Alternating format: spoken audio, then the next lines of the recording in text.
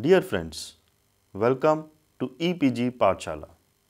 I am Dr. Nitesh Goyal from DAV College, Chandigarh. I am going to present before you the 7th module titled Researcher's Viewpoint under the paper Tourism and Hospitality Research.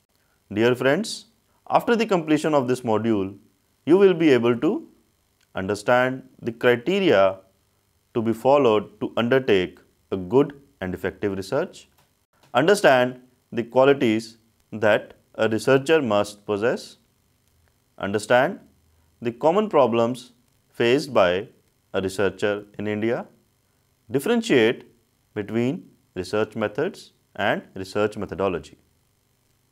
First of all, dear friends, I would like to give you a brief introduction about the topic.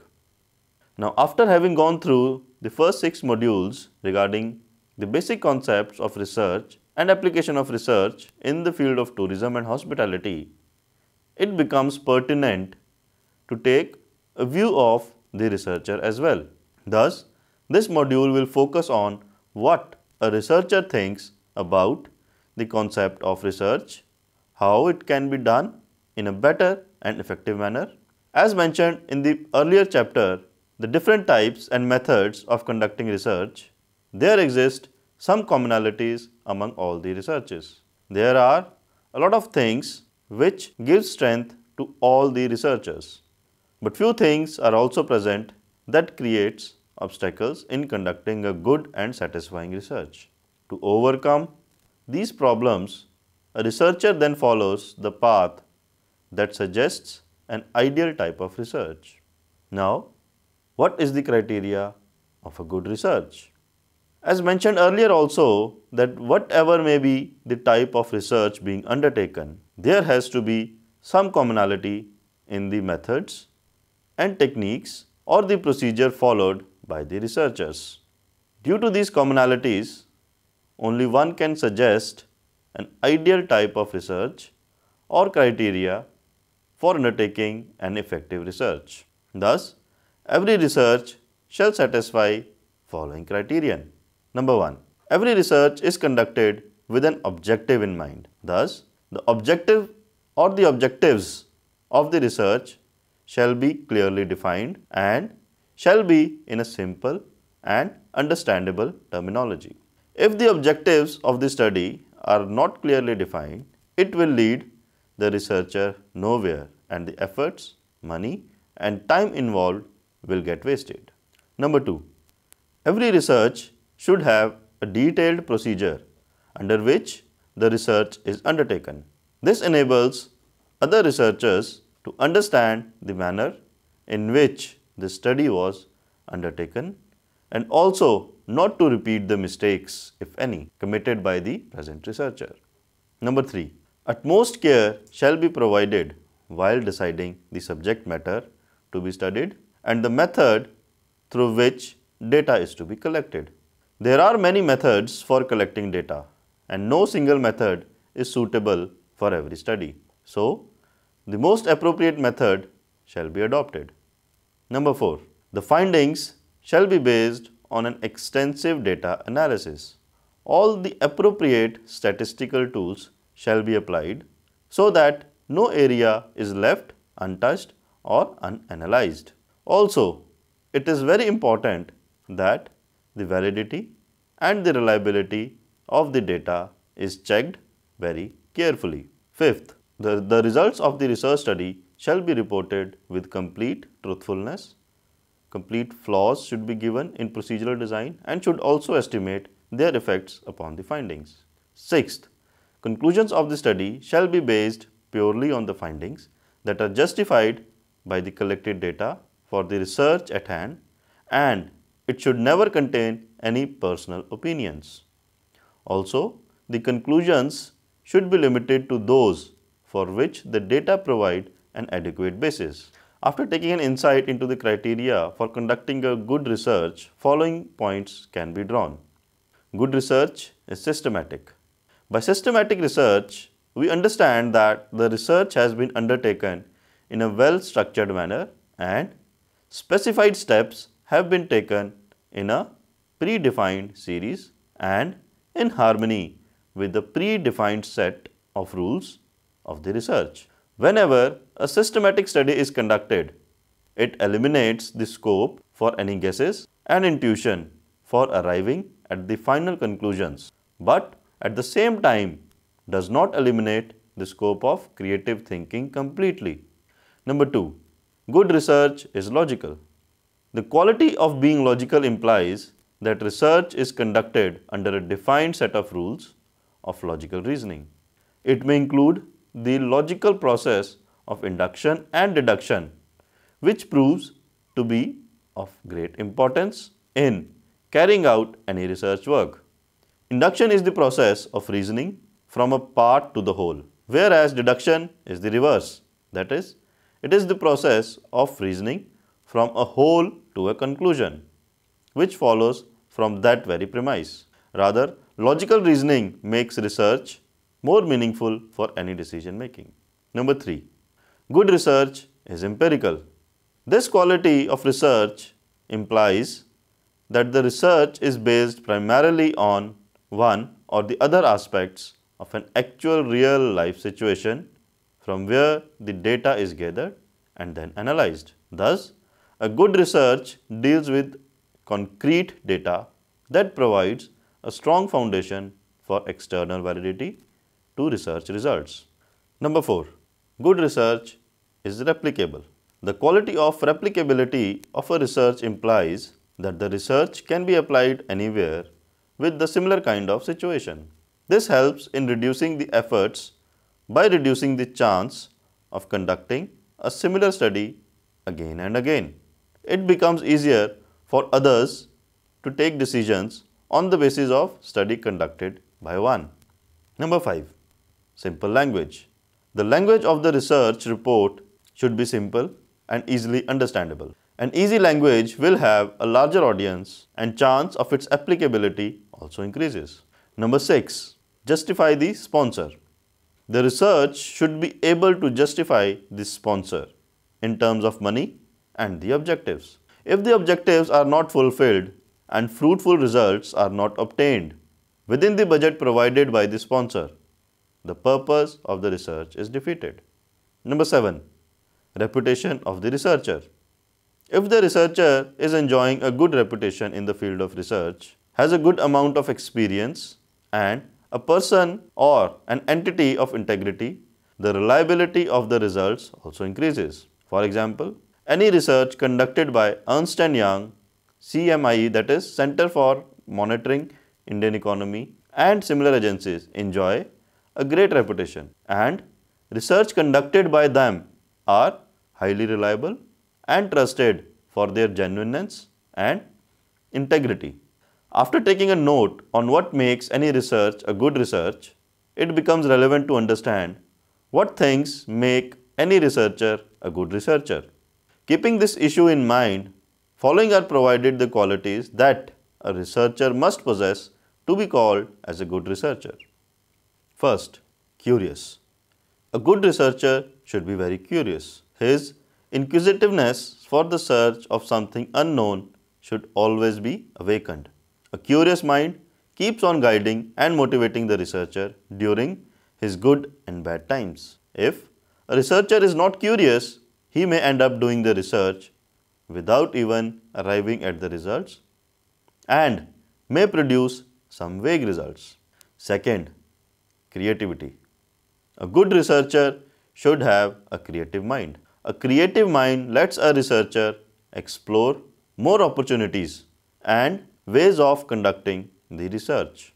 A creative mind gives a researcher a different perspective, enabling him not only to look for something new, but old things with a new angle.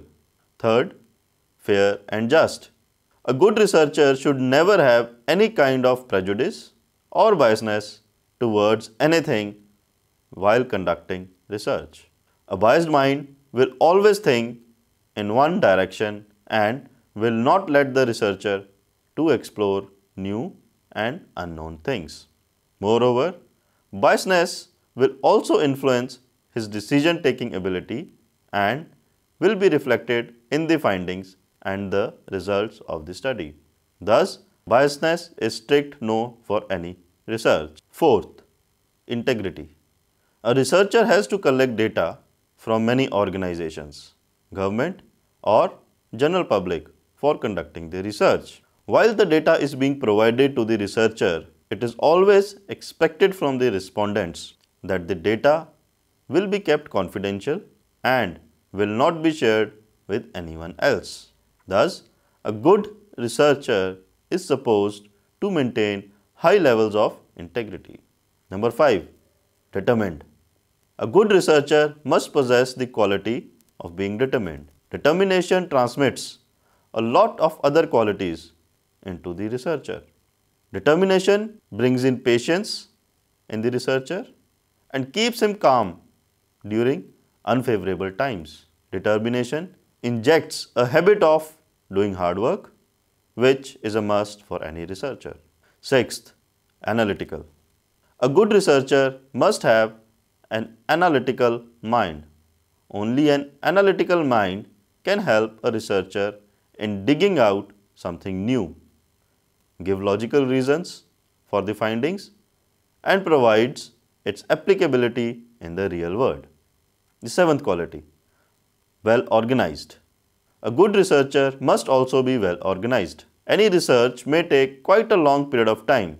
If the researcher is not well organized, his efficiency may reduce and may keep on repeating the activities already undertaken. The eighth quality, being knowledgeable. A good researcher must be an expert of his field. He must be well versed with all the terminologies, theories, concepts that pertain to his subject of study. He should have complete knowledge of the latest things going around and the shortcomings of his subject of study. Next, good communicator. A researcher has to deal with many parties like the sponsor, the respondents, the fellow colleagues, etc. Thus, one must be good in communication as well. A researcher might be doing a great research, but if he is unable to communicate what he is doing, why he is doing it, and for whom he is doing it, the research becomes just a bunch of papers. To be a good communicator, one must possess following qualities. First, good listener. A good listener only can understand the real problem. One who does not give importance to listening will have his own presumptions and prematurely evaluate what is being said to him. This leads to biasness and ultimately one-sided results will come. Secondly, good writer. A good writer can express a lot of things in few words. A researcher should have the skills to put on paper what has been researched and how it has been done. Thirdly, good speaker. As stated earlier also, a researcher has to communicate with many parties. Good speaking quality is one of the striking features of whole of the communication. If the researcher speaks well, he will be able to impress the sponsors easily, obtain the desired data from the respondents, and get the work done from the fellow colleagues very comfortably. The 10th quality, brushed up with latest technology. The shelf life of any technology is very less and keeps on updating. Thus, it becomes pertinent for any researcher to keep himself brushed up with the latest technology. Researcher must be aware of the latest statistical software packages that help in analyzing the collected data. Lastly, welcomes criticism. So, the last but not the least, a good researcher should always welcome criticism in a positive manner. Research is a continuous process and never ends. There is always a scope for some improvement. However, this improvement can be incorporated only if the researcher welcomes criticism and then explore shortcomings of his research study. In the earlier part, qualities of a good researcher were listed. However, these qualities sometimes gets hampered due to some obstacles coming from various facets of the society, industry or alike. There is no research till now which has been conducted without any shortcomings or any flaws. A researcher may be good enough or even the best. Still, the overall research sometimes is not that good because some obstacles that are sometimes unavoidable. These obstacles may differ from industry to industry or region to region. Here, in this part, those problems are mentioned which are faced by researchers in India. Some of the important problems are: firstly, the lack of scientific training. Lack of scientific training is one of the basic but major obstacles in the field of research in India. There is an acute shortage of proficient researchers that can further train future researchers. Many a times, researchers would leap into nowhere without knowing fully the research methods and often follow hit and trial methods. Majority of such research work is actually without any systematic manner and not at all sound and fit. In modern times, many researchers follow the shortcut method of cut and paste for doing the research, especially the PhDs and the MPhil researches. This shortcut method has led to some unrealistic results and outcomes of their study. Thus, if a systematic study is conducted, it will give results that are too representation of the subject matter. Solution to the said problem can be providing of intensive short-term courses on research methodology. In present times, UGC, that is University Grants Commission, has also made it mandatory to study the subject of research methodology for completing the PhD degree. The second obstacle, insufficient interaction. It has been observed that there is a lack of interaction among the research workers and research users, that is the universities and the academic bodies as researchers and business establishments, government agencies, etc. as the users on the other side. Many a times, a great deal of primary data remains unused just because of the lack of sufficient contacts. Efforts need to be put in to develop satisfactory cooperation among all concerned for better and realistic researches. Regular industry academy meets shall be organized so as to provide a common platform for both the ends to share the ideas about what needs to be researched and apply what has already been researched by the researchers. The third obstacle, lack of confidence. As mentioned in the earlier point that there is a lack of interaction among the researchers and the practitioners, it has also led to lack of confidence on each other. Most of the researchers doubt if the data provided to them by the business organizations is correct and genuine, and at the same time, businesses also doubt that if the data provided to the researchers is safe and not misused. Thus, it has been observed over a period of time that business organizations are often found to be reluctant in providing the needed information to researchers. The concept of confidentiality has become so important for the business organizations that it has actually proved to be an obstacle. Thus, there is a pertinent need for development of mutual confidence among the researchers and the industry for the betterment of the research, leading to a better scope for development. The fourth obstacle is overlapping studies. It has also been observed that there is a lot of duplication of existing work and thus misuse of resources. This problem has arrived as there is no proper mechanism where whole of the existing research can be compiled at one place and be updated on regular basis. However, this problem has attracted the attention of UGC, which has made it mandatory for all the universities to upload the thesis online and be linked with Shodhganga, a consortium created by UGC, where one can see all the PhD theses. The fifth obstacle is lack of code of conduct. It has also been observed that there is a lack of code of conduct for the researchers. Also, inter-university and interdepartmental rivalries also sometimes create problem. Hence, there is an utmost requirement for developing a code of conduct and if adhered sincerely, can solve this problem.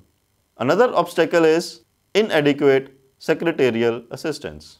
Inadequate secretarial assistance in India is also one of the major hurdles that researchers face. A researcher may be good in research but may not be an expert in secretarial work. This problem causes undue delays in the timely completion of the research studies. All possible efforts should be made in this direction so that efficient secretarial assistance can be made available to researchers, and that too in time.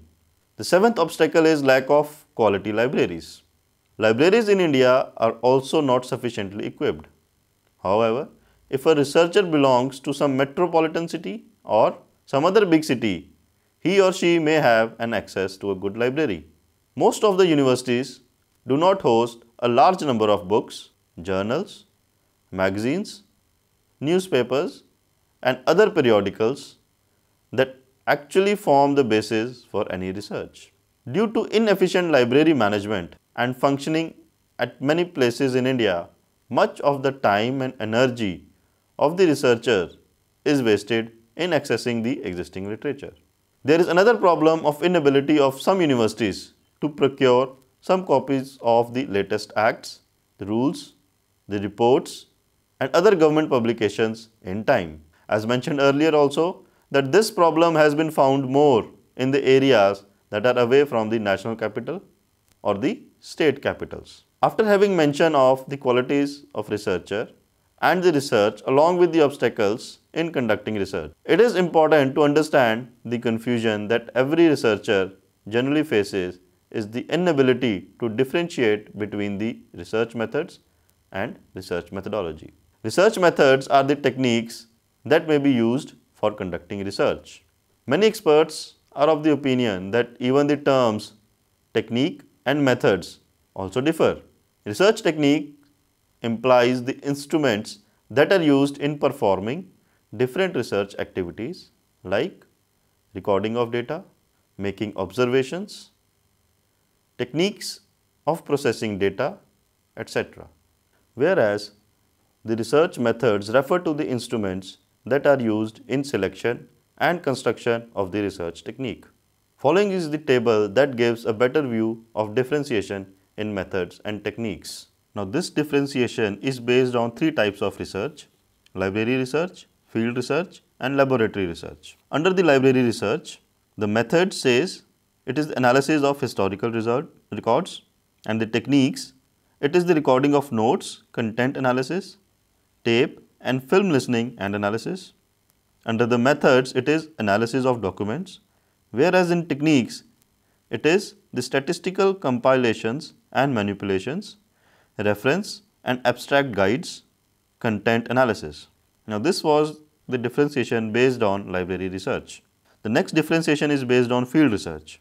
Under the methods, it is non-participant direct observation, whereas in techniques, it is the observational behavioral scales and the use of scorecards, etc. Under the methods, it is the participant observation, whereas in techniques, it is the interactional recording, possible use of tape recorders, photographic techniques. Under the methods, it is the mass observation, whereas in techniques, it is recording mass behavior, interview using independent observers in public places.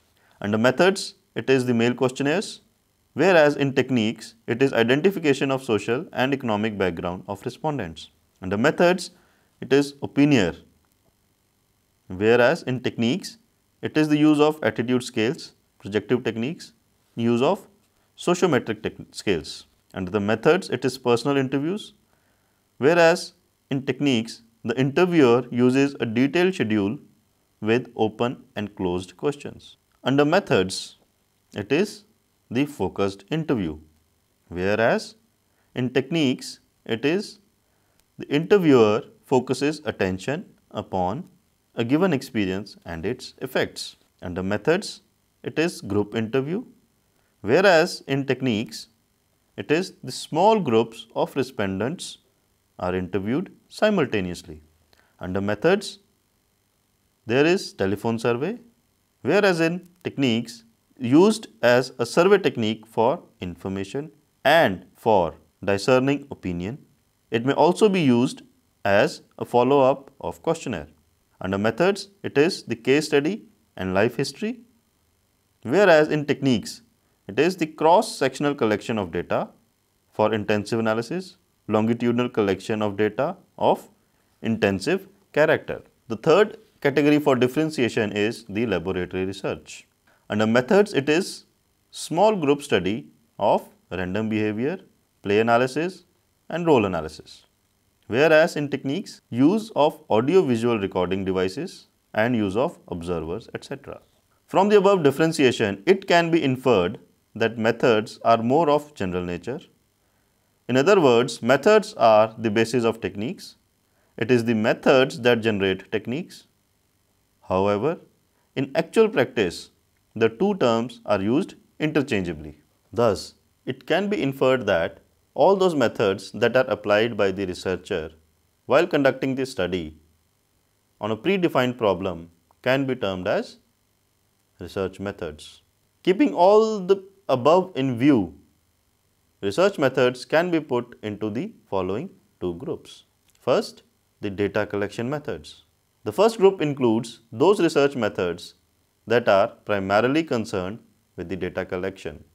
These methods are adopted when the existing data for the study is not sufficient. There are different methods under this category, which will vary depending upon the type of data to be collected. These methods are discussed at length in further modules. The second is the analytical methods. The second group includes those research methods which are applied for establishing the relationships between the data and the unknowns. These methods are various statistical techniques, application of which will be based on the type of data collected and the objectives of the research study. This group may also include those methods which are used to evaluate the accuracy of the results thus obtained. After understanding the meaning of research methods in detail, we now find out what research methodology is and how it is different from research methods. Research methodology is actually a way to systematically solve a research problem. Research methodology may be considered as a science of studying how the research is done systematically. Here, steps for different procedures are studied. These procedures are generally adopted by a researcher in studying the research problem at hand, along with the logic behind them. Thus, it becomes important for the researcher to understand the methodology along with the research methods and techniques of methodology. Researcher also needs to understand the various assumptions that actually make the foundation for the research techniques adopted, and they also need to be familiar with the criteria through which they can arrive at conclusion of selecting a technique and the procedure and not selecting the other. The research methodology answers various questions like when, what, why, how of undertaking the research. For example, when this research was conducted, what were the techniques employed, why the study was conducted, how the study was conducted, etc. Now, after understanding the research methods, research techniques and research methodology, we must also differentiate these three as well. The differentiation is provided in the table as in front of your screen. Now, this differentiation between three is based on the three criteria, that is definition, the purpose and an example. Now, on the basis of definition, research method says it is the techniques that are used for conducting research, whereas the research techniques are the instruments that are used in selection and construction of the research technique. The research methodology is the way to systematically solve a research problem. Now, the purpose. The purpose of research methods is to explain the modus operandi of undertaking the research, The purpose of research technique is to help in actual conduct of the research, and the purpose of research methodology is to explain the what, when, why and how of research. Let's take the examples. Under the research method, it is the small group study of random behavior, play roles, etc. Under the research techniques, the use of audio-visual recording devices, the use of observers, etc. Under the research methodology, the whole procedure of conducting the research. Till now, we have discussed the viewpoint of research from the researcher's eye. It is now the time to sum up the whole module. The present module tries to take the view of researcher from the researcher's point. This module gives details about the features of conducting a good research along with the precautions provided to the researchers about the obstacles that he or she may face during the course of conducting the research. This module also provides the qualities for being a good researcher and not just a researcher. The researchers generally confuse among the interchangeably used terms like research methods, research techniques and research methodology. The last part of the unit has tried to establish a comparison between them and clarify the confusion. From the differentiation and comparison, it can be said that research methodology has got a larger magnitude and research method constitute a part of the research methodology itself. Thank you.